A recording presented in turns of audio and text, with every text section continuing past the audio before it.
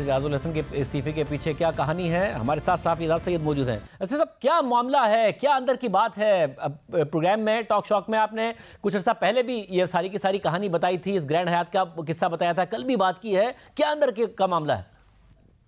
शाह साहब बहुत बहुत शुक्रिया। शाह साहब, सुप्रीम कोर्ट के अंदर बहुत सारी पोलराइजेशन मौजूद थी और सुप्रीम कोर्ट के जो चीफ जस्टिस हैं उनके हवाले से भी जस्टिस एजाजुल एहसन अपने कुछ साथी जजेस के हमरा कोई अच्छा ख्याल नहीं रखते थे और उनको यानी कि चीफ जस्टिस को नाकाम करने के लिए उनकी कोई गुफ्तगू भी मौजूद थी। लेकिन जो ग्रैंड हयात का केस है ये एक बुनियादी केस है जिसके बारे में जो एजाजुल एहसन है, जस्टिस एजाजुल एहसन, उनको पता चल गया था कि अब उनको नोटिस दिया जाएगा और उनके खिलाफ कार्रवाई का आगाज हो जाएगा। साथ ही साथ ये तो एक ओपन एंड शट केस था क्योंकि इसमें कॉन्फ्लिक्ट ऑफ इंटरेस्ट बड़ा क्लियरली नजर आता है। लेकिन मेरी इत्तलात के मुताबिक जो एजाजुल एहसन है साबिक जज, उनको कल 11 जनवरी की सुबह भी कोई मोबाइल फोन पे कोई मैसेज वगैरह कोई आया था। उसकी डिटेल क्या है मैंने उनसे मौकफ जानने की कोशिश की, अभी तो नहीं मिला, लेकिन उसकी डिटेल जब उनका मौकफ आएगा तो उसके बारे में बताएंगे। लेकिन मेरी इत्तलात ये है कि जो फाइनल वजह बनी, उनके मोबाइल फोन पे कोई मैसेज आया है और उस मैसेज की वजह से उनको पहले भी ख्याल था कि शायद वो अपने ओहदे से इस्तीफा दे दे, लेकिन जो फाइनल वजह एक और बनी वो मैसेज था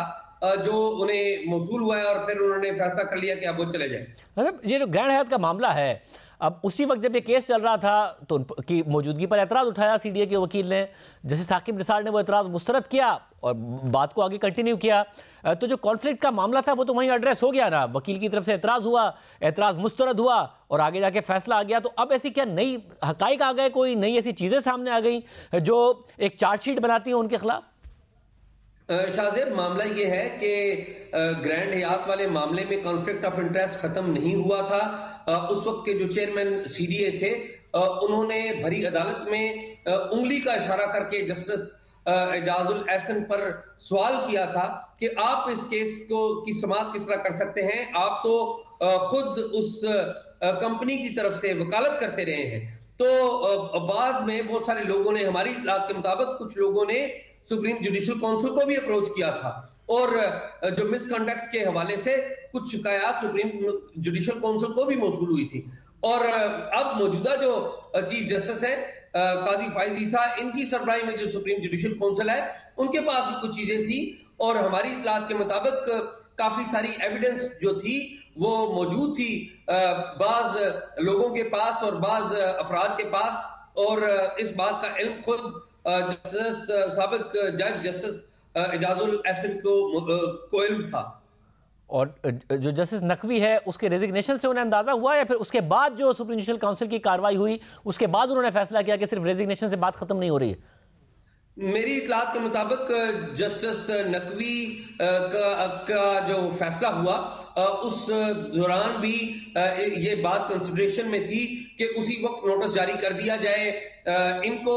जस्टिस एजाजुल एहसन साहब को नोटिस जारी कर दिया जाए, लेकिन उसके ऊपर शायद कंसेंसस नहीं हो सका और जस्टिस नकवी हैं उनको नोटिस जारी हुआ और आपको पता है कि उनका रेजिग्नेशन भी आ गया, लेकिन इन्होंने वहां से उस इजलास में शिरकत नहीं की और बाद में जब इनके पास मजीद चीजें कुछ आई और इनको मजीद हालात वाज़ेह हुए तो उन्होंने अपने ओहदे से इस्तीफा देने का फैसला किया।